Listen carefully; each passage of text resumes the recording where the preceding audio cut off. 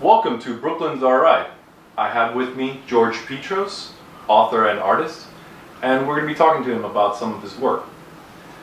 George, in the early 80s, you created Exit magazine with Adam Parford, correct? That's right. Tell me why and exactly why you started Exit magazine. Well, I met Adam at the Strand, and we were interested in politics and science and the end of the world and the beginning of the world, and we weren't getting the answers that we expected, and also the ideas we had didn't seem to have a home, and so we had to create our own milieu to have our work seen in. The big media conglomerates weren't beating a path to our door, and there was no clamor for us to produce things, so we had to make it up as we went along. And in the DIY spirit of the time, inspired by hardcore and punk rock, we decided to start a magazine. And it was kind of a cross between politics and science fiction and science fact, and so on. And for someone who's not familiar with Exit magazine, how would you describe it? well, it's a crypto-fascist science fiction journal of the end of the world, as using America as a metaphor for the end of the world. Interesting, beautiful. While you were producing Exit magazine, founder of Seconds, Stephen Blush, he asked you for help, I believe? Well, yeah, sort of.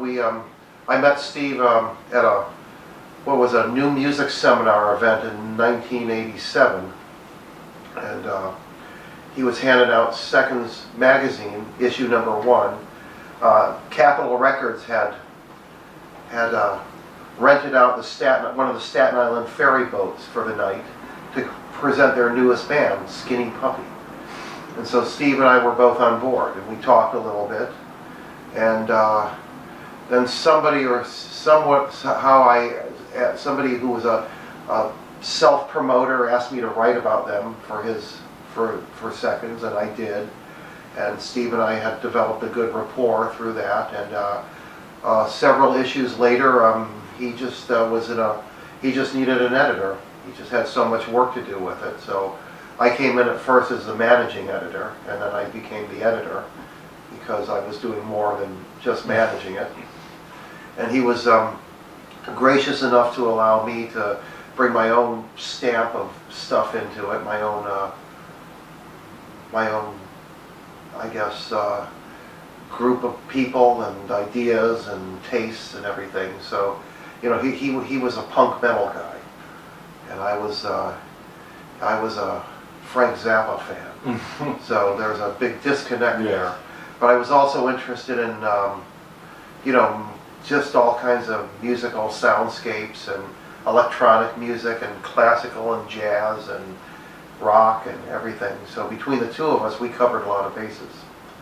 So yeah, so Steve invited me on board of Seconds, and by that time Exit had become like a financial liability, to say the least. Oh, I mean, it's yeah, it was a very, you know, there's that part of DIY which is going broke from, you know, nobody's making a lot of money off their DIY stuff, and so, you know, Exit was, you know, it did very well, but we didn't know that at the time, and it just became just cumbersome, and my ideas were starting to coalesce in a different direction. I started to realize that I liked writing more than I liked drawing. I was able to say more and reach more people. So yeah, art. Okay. Yeah. So anyway, yeah, old Steve Blush, I'm grateful for that chance to run Seconds with him, and we took it a long way. Wonderful. Now, after your work with Seconds, around, I believe it was 2000, you started working with Juxtapoz magazine. Right before, around 99 or 2000, Juxtapoz asked me to write something about the psychedelic solution over here, a gallery in New York City, and then they asked me to write something. The next one was about the Electric Lady, the art that is on the murals in Electric Lady Land, Electric Lady Studios. Mm-hmm. And so, pictures? Yeah. Okay. Yeah. And Lance Jolst, I think, put that art up there. And it's all UFO escapes. So as time went on, I did more and more, and then they said, well, we're going to make you a managing editor. And of course, I have a long-standing relationship with the magazine's founder, Robert Williams. So it was a good fit for me. And for 5 or 6 years, I was a managing editor, as was Carlo McCormick. And we were kind of like the New York side of it. But the magazine there was a sea change there. There was a big editorial change, and they kind of cleaned house, and out we went with everybody else. Oh. Yeah, and but I'm still on the comp list, so I guess there's you know, they like. I don't think it was a born of animosity or anything. I think they just wanted to. They brought in new people, and you know, or maybe I was just too difficult to work with. I don't know. No. So. Not me. So around the same time that you were working with Juxtapose, or maybe a little bit after, you began to work with Propaganda magazine as well? Well, I was working with Propaganda right around the same time. That started around the same time too. And I know Fred for a long time, and his Propaganda comes out of a similar background of Seconds, whereas it was a self-financed labor of love that took off and did well. And it spoke to a very specific demographic, which was like the goth, androgynous, industrial stuff. And I started writing for him, and then before I knew it, I was a managing. What was I? No, I was the senior editor. I became the senior editor of Propaganda, and I did big stuff. I would do like, you know, Marilyn Manson or Giger, you know, the things that were like kind of the A-list stuff. That was also, I want to just say, at Juxtapose, they gave me all the very difficult people to work with. And if they couldn't get somebody on the phone, they'd give them to me. Were you juggling both Juxtapose and Propaganda a lot at the same time? Yeah. Really? Yeah. I was. And I was also, I also did the music writing for Thrasher magazine, which is, Juxtapose is owned by the company that puts out Thrasher. Yeah, so I was a Thrasher writer. That's probably the biggest mag I've ever written for. They're huge. Yeah. Yeah. I didn't know you wrote for Thrasher. I was their music writer for a while until, you know, I didn't do it any longer because I just didn't have the kind of stuff they want. Like, and I like it, but there's a certain type of music that's very specific to skateboarding. And I was getting older, you know, and I just didn't have the empathy for it. I liked it, but I found that my writing was just very contrived, and, you know, it was just like an assignment. So I kind of graciously just sort of fell off the map with them. Speaking of writing and editing, you've authored as well as edited quite a number of books. Well, a couple, yeah. One of which is a collection of Exit magazine. 45 Dangerous Minds. It's that's with a dot before the 45, as in 45. No, that's the collection of Seconds interviews. Yeah. But you also had a collection of Exit. Oh, Exit. The Exit magazine collection. Yeah, sorry. Yeah, that would be called the Exit collection. Okay. And that was compiled and put out by Tacit Publications in 1998, and it's most of the stuff from Exit. And unfortunately, some of the stuff was left out because it would be considered too pornographic. I didn't know that. Well, the world changed a lot between the 80s and the 90s, and whereas you could like play with images that would be construed as like kiddie porn, for example, in the 1980s, and people just laughed at it. Now all of a sudden you were contributing to this great you know, injustice perpetrated upon kids in America. So you were an enabler. Anybody who, you know, I'm not saying that's the wrong attitude, but it made it difficult for people who had already established some of their art in using images like that to push people's buttons. So we had to leave some stuff out. Really? Yeah. I had no idea. Yeah. In fact, even in Seconds, can I get these magazines straight, please? Even in Exit, thank you, we had to censor stuff. Really? Yeah, my distributor. I had to sit up one weekend with a couple of friends and put black tape over images of, and this was a Nick Zed piece called Orgasm, and he had taken gay porn, and then he had taken babies out of advertising, and he had juxtaposed the two of them, and it led to a whole lot of trouble. it potentially led to a lot of trouble, but I left a few of them uncensored, and they go for a lot of money. Oh, nice. Yeah, I don't see any of that money. Oh, that's a shame. Yeah, but I'm happy to see that they're out there. Speaking of Seconds Magazine, and you just mentioned the 45 interviews. Yeah. Tell me a little bit about that. Well, it was we originally were going to do a compendium of our best interviews, and there was this big 600-page book, and it was just too big too big to make sense for what the return would be. So we had to come up with some criteria for cutting that down, and we decided, let's go for the most intense, the most psychologically damaged, criminal, I don't know if I can use the F word on your show, the F ... ED up stuff that we could find, the most intense, we call it. So you'll get like, Charles Manson in there, and Marilyn Manson, and guys like that, and that really are edgy. I think that's the word that the kids use now, edgy, which to me isn't very edgy, but it's edgy to so I guess that's all generationally relative. So true. It was edgy to us, it seemed, and then we have people in there you've never heard of because they have like great stories about like their acid trip that where they wound up killing somebody or something, and we had a lot of stuff with the serial killers were quite in vogue in those days. So of course we led the pack in like getting them all, and we had James Earl Ray and people would consider despicable characters. But so we left out Yoko Ono and Peter Max and so on because we didn't want to taint their reputations. And we had planned on doing a volume 2. And what happened? Well, we were just events superseded us. You lose interest in this stuff. You work on stuff, it comes out, it's like, okay, we're going to do another volume, but you go on to other things. Before you know it, a year's gone by. And we don't like stuff spread out over a long time. I like everything to be really definitive and timely. So, we just, who knows, maybe someday we'll put it out, the rest of it. That's where you put your, your Robert Plant interview and stuff like that. Well, I hope to one day see it. Oh, well, thanks.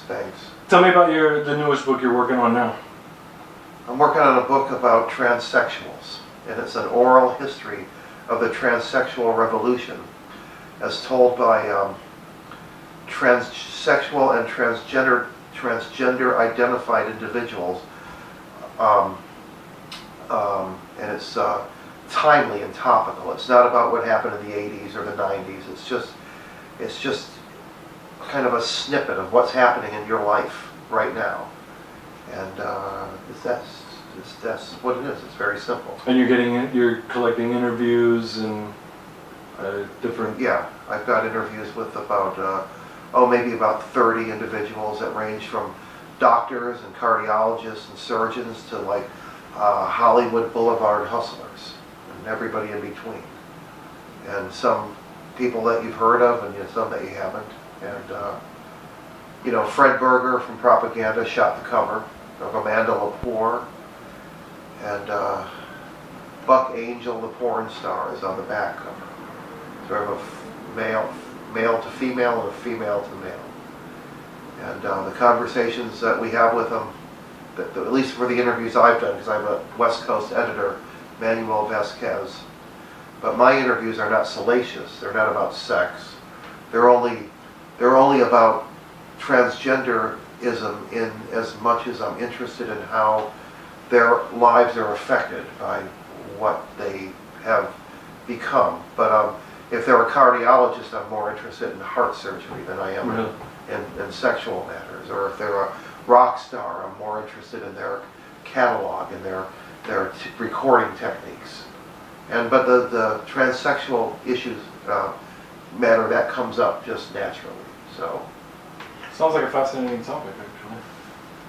it's interesting. You might be a little bored of it.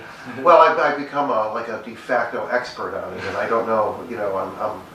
I've learned a lot about it. I've gone through a lot of sea changes in my own self about the issue. It's not an easy issue to deal with if you want to seriously consider it. For most people, it's articles in newspapers or anecdotal stories they hear about sex changes, and they try to project their own identities onto this issue, and it's not possible. It's so deep, and the people are so different than any other people I've ever met before.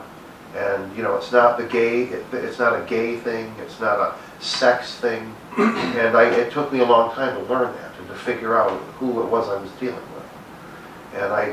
And it wasn't easy for me to do this, because throughout it all I had to retain a decorum with people of respectability. I had to learn a new language. I had to learn a lot about my own prejudices and preconceptions. I had to learn about what people's identities really are. I had to really look at a lot of things in my own life in order to be objective. And I came to the point finally where I said, I'm just going to have the conversations with people, but I'm not going to editorialize. So there's no editorial, there's no commentary, there's no introductions to the characters, there's no biographies. It's like as if I just brought somebody to your house and sat them down, and I said, this is so-and-so, and they're a heart surgeon. Well, it's good. And you said, so what goes on with a heart surgeon? And it just goes from there. It's good. It sort of lends a non-biased approach to... I hope so. I've garnered a lot of goodwill from the people that would, many people wouldn't talk to me, didn't trust my motives, but a lot of people did. And I'm grateful to the ones who did. And I've learned a lot. I'm looking forward to checking it out. Thank you. On a different topic, you're also an illustrator and an artist. Tell me about some of your work. Well, I learned to draw.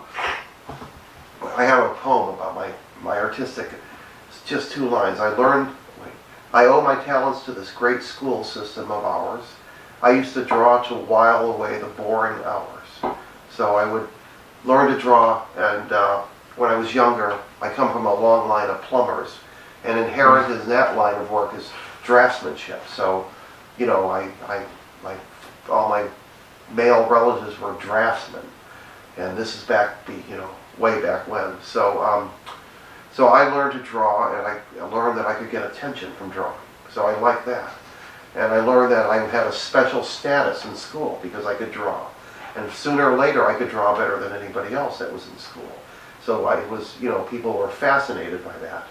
And that, of course, anything that could make me, stand out from my fellow human being, I've always been a big proponent of. So I studied illustration and art, but when I studied it, I studied commercial art. I wasn't interested in painting or, I'm interested in reaching the most number of people with the simplest, cheapest way.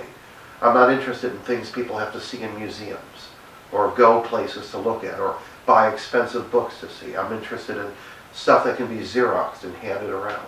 So I studied, of course, typography and all the advertising, fashion illustration, techniques of printing press stuff, and that's what I'm interested in. So what's the future hold in store? Well, the future, first I have to establish that there's going to be one before I can worry about what I'm going to be doing. But from what I see in the world, I'm nervous about, I don't know if all these movies about alien invasions are a portention of something to come that I'm not privy to. I don't know if the Wall Street, Occupy Wall Street crowd is right, the Tea Party crowd is right. I don't know if the secret Nazi UFO base in Antarctica is really going to reveal itself, or if Edgar Casey's prophecies are going to come true and the world's going to be inundated with floods and pestilence. So, assuming everything stays on track for a while, I think I'm going to write a book about some as yet unspecified subject. But this time around it's going to be what I like, and not a crowd pleaser, and not I'm not looking for like the approval of my peers. Because of course, when you do editorial stuff, that's what you learn to strive for. Right. You want attention, And I can't do, some people do art for other high and mighty and noble reasons. I always am very suspicious of their motives.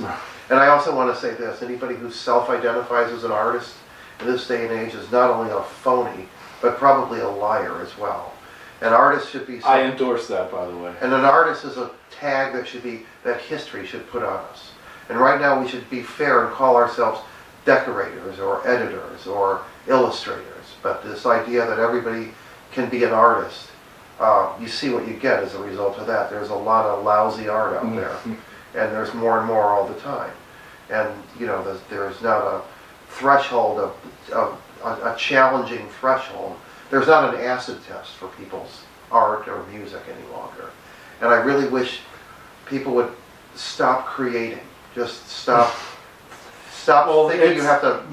The market is inundated. Well, the market's inundated, yeah. It's a ridiculous... with music, with art, with you name it, right now there's just too much. There's too much of it being made by all the wrong people. And, the people who should be making it haven't really arisen yet. So we're in a big transitional phase here, and I try to stay up on everything. I try to stay up on the digital technologies. I try to keep ahead of the curve in the computer world so that I can, have this digital legacy go on. And but I really wish people would just shut up for a while. Just please put the pen down, and go learn something. I hope so. I really do. Me too. And I hope the future's bright for you, George, because so far, so some good. of the stuff you've introduced me to is rather fascinating. Well, thanks. I'd like to thank George Petros for coming on. Thank you very much, Thank George. you, Adele, for having me, and it's always good to see you. That's it. And somebody's going to have to interview you about your stuff someday. Hopefully someday. Okay. Let's take a look at some of George's work.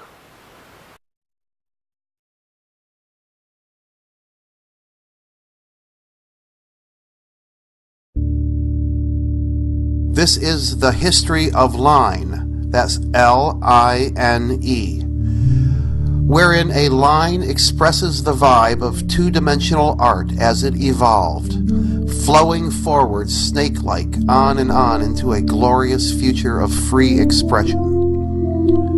Prehistoric art.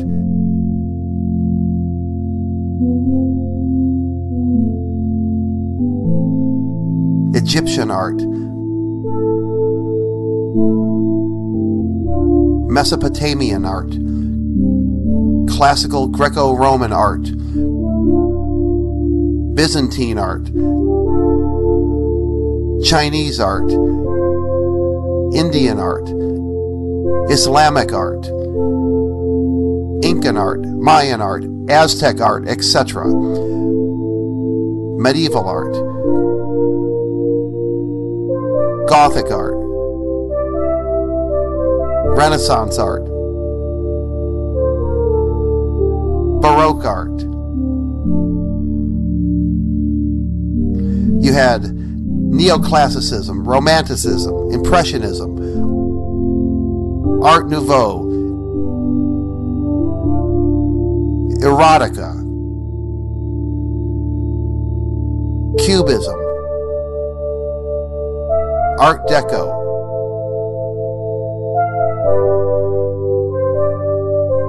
Social realism, surrealism, science fiction art, atomic age art,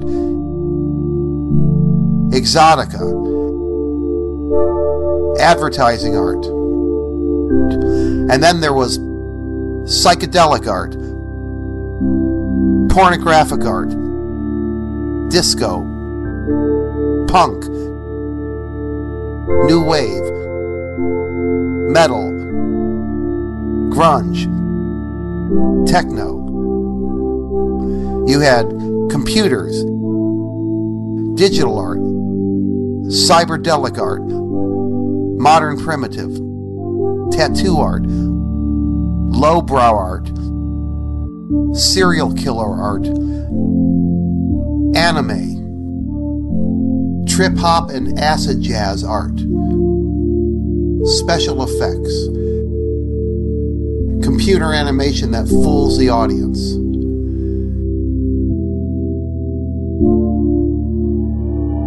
The line does not stop at the present day. Rather, it continues on into the future.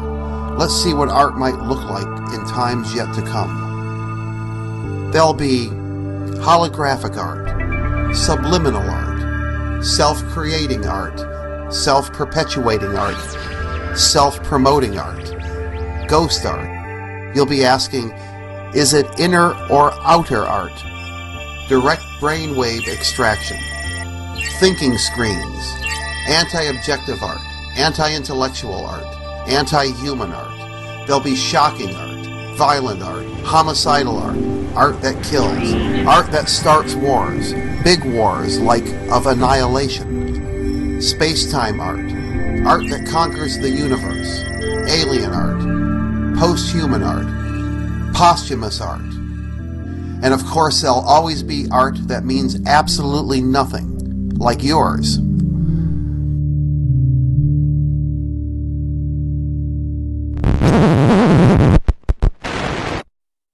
Thanks for watching. Hope to see you out on the streets of Brooklyn.